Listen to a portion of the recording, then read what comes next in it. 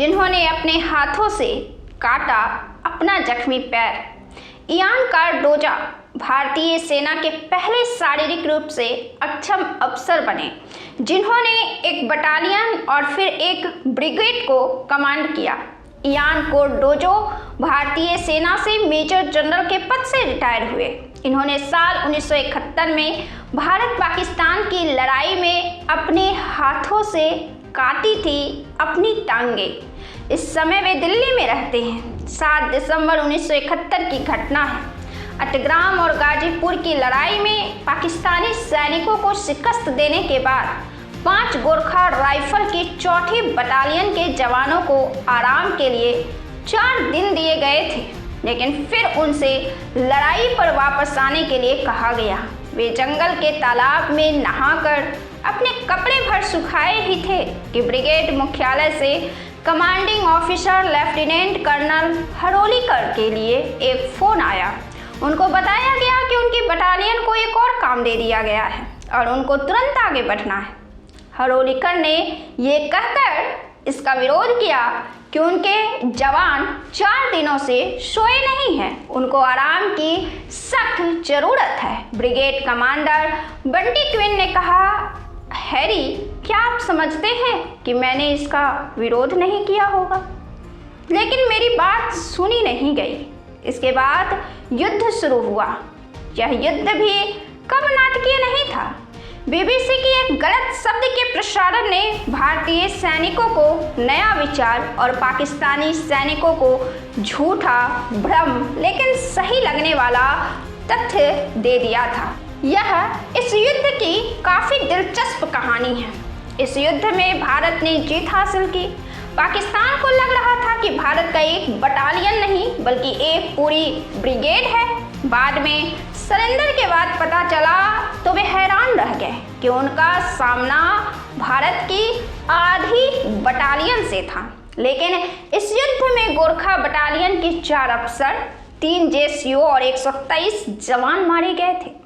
पाकिस्तानी गोलाबारी में उनकी रेजिमेंटल एंड पोस्ट भी बर्बाद हो गई थी। 16 दिसंबर की सुबह जब सीमा सुरक्षा बल के कमांडर ने बहुत बड़ी संख्या में पाकिस्तानी सैनिकों को सरेंडर के लिए तैयारी करते देखा तो वे घबरा गए, क्योंकि वहां भारतीय सैनिकों की संख्या बहुत कम थी। मेजर कार्डोजो को उसकी मदद के लिए भेजा गया। वहीं कार्डोजो का पैर पाकिस्तान द्वारा बिछाई गई बारूदी सुरंग पर पड़ा और उसके चिथड़े उड़ गए। उनके पैर से बुरी तरह से खून निकल रहा था। कार्डोजो याद करते हैं, मैंने डॉक्टर से कहा, मुझे थोड़ी मॉर्फिन दे दो। उसने जवाब दिया कि ऑपरेशन के दौरान गोलीबारी में हमारी सारी दवाएं नष्ट हो गई हैं। तब मैंने उससे कहा, क्या तुम इसे काट सकते हो? उसने कहा कि उसके पास इसे काटने के लिए कोई यंत्र नहीं है। तब मैंने अपने सहायक से पूछा, मेरी खुखड़ी कहाँ है? जब वो खुखड़ी लेकर आया तो मैंने उससे मेरा पैर काटने के लिए कहा। उसने कहा, सर, मुझसे ये नहीं हो पाएगा। तब मैंने उसके हाथ से खुखड़ी ली और अपने हाथ से अपना पैर काटा। इसके बाद मैंने उसे आदेश दिया, इसे जाकर ज़मीन में दफना दो। मैं आज भी लोगों से मजाक करता हूँ कि अभी भी बांग्लादेश में 1 फुट गुना 1 फुट की ज़मीन पर मेरा अंश गड़ा हुआ है।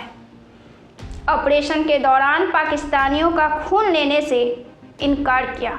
इसके बाद उनके सीओ ने आकर उनसे कहा कि तुम बहुत भाग्यशाली हो, एक पाकिस्तानी सर्जन ने हमारे सामने आत्मसमर्पण किया है, वह तुम्हारा ऑपरेशन करेगा।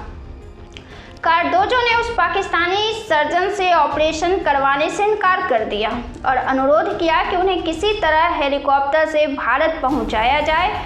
उस दिन चूंकि पाकिस्तानी सेना ढाका में आत्मसमर्पण कर रही थी, इसलिए सेना के पास खाली हेलीकॉप्टर उपलब्ध नहीं थे।